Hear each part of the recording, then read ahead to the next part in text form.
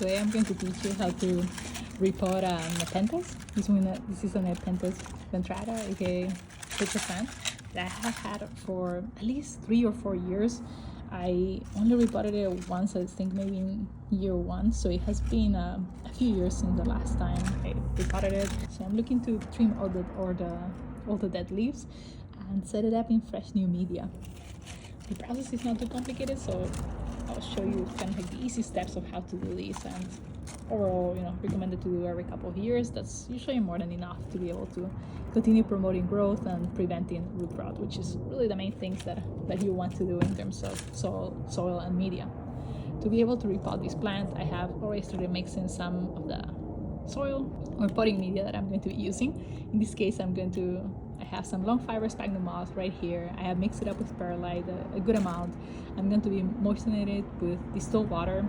This is very important. It has to be some type of distilled water, reverse osmosis water, or rainwater. Just avoid anything like tap water or standard bottled water, as it tends to have too many nutrients for pitcher plants, even though these plants are, I would say, are a lot more resilient than sundews and Venus flytraps, but still it's kind of a way to be safe. In terms of pot, you can really use almost anything as long as it is a plastic or another material that doesn't leach any type of minerals to the ground, like for example glazed ceramic or even styrofoams. In the past I have used cups for some Venus flytraps, which are smaller of course, but just something to think about.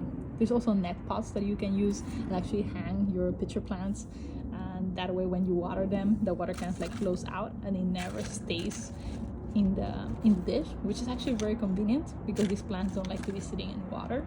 So just some things to consider. I'll share some options. The first thing you want to do before you proceed in repotting is to water your plant a little bit. Make sure that it's hydrated. Make sure that the media breaks down a little bit. That way it will be a lot easier to take it out. And you guessed that I'm using distilled water for all these. And then kind of take your time and then go ahead and start trimming it a little bit. I think this just makes it a little bit easier to handle, especially for me right now. Like, I haven't trimmed this pitcher plant in a long time, so there's a ton of dead leaves. So I just remove the ones that are completely dry. I get those out completely. And in some cases there might be some pitchers that are half dead and half alive. Those I usually keep, or at least keep parts of it, but you can decide. Sometimes it looks nicer when it's all cleaned up. This is all we got off the plant. If you notice, this was all in the bottom part of the stem. And it looks a lot cleaner. You can definitely get as close as you want to, as long as you're not hurting this main branch. And I'm just going to start by maybe removing the outside of the soil. That's what I have done in the past, and it usually works out okay. So removing everything within the perimeter. If you have like a large container of water, sometimes it helps just to soak it.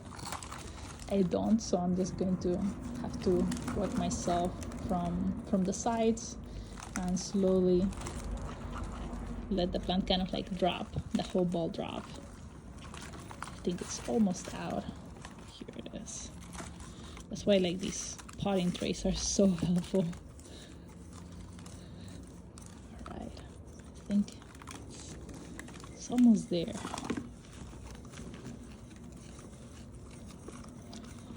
When the soil is dry, it's just so difficult to do this. And overall, I don't like to keep the soil completely dry for Nepenthes. They usually like humidity, but sometimes I just forget. And to be honest, I'm always happy of how well these plants do, even if you forget a couple of days to water them and they go a little bit drier than they should be. They tend to do okay. Then you have now the soil that is kind of like stuck to the roots. I tend to clean it up a little bit, especially if it has been a while since you repotted it. If it's not too long, maybe it has been like a year or so, then you may want to just keep that soil and do a bit of a less stressful repotting and just adding it into the pot with some fresh soil around it. That's perfectly fine as well. But I'm going to try to clean it up a little bit more. This is where really patience comes into play. So just take your time. If you need to add additional water, that's perfectly fine. Actually, that's a very common process, to just keep adding some distilled water, keep adding that over and over until the plant, the roots kind of like separate. All right, and I think this is as far as I'm going to get. I'm going to get that sphagnum moss and perlite mix moisten, and then after it's completely humid all around, then I'm going to start putting it in the pot. It is completely normal to water a little bit extra your sphagnum moss before potting. It is better for it to be a little bit overwatered the first time. I'm going to add some sphagnum moss on one side, so I like to do it this way. The mix that I'm using is also not critical, as long as it is some type of media that doesn't have any nutrients. There's also the possibility to use silica sand or peat moss. In general, I do think that the Nepenthes do better with the sphagnum moss. I just have been reading a lot more about it. So I have actually set up the sphagnum moss on one side. I'm kind of like measuring up to make sure that it fits fine.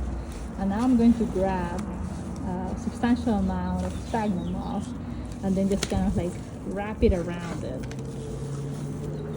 Wrap it around the roots and place it inside the pot. And now I'm going to push.